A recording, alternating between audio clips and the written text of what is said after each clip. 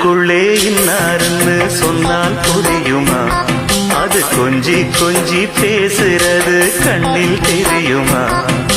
நெஞ்சுக்குள்ளே இன்னாருன்னு சொன்னால் புரியுமா?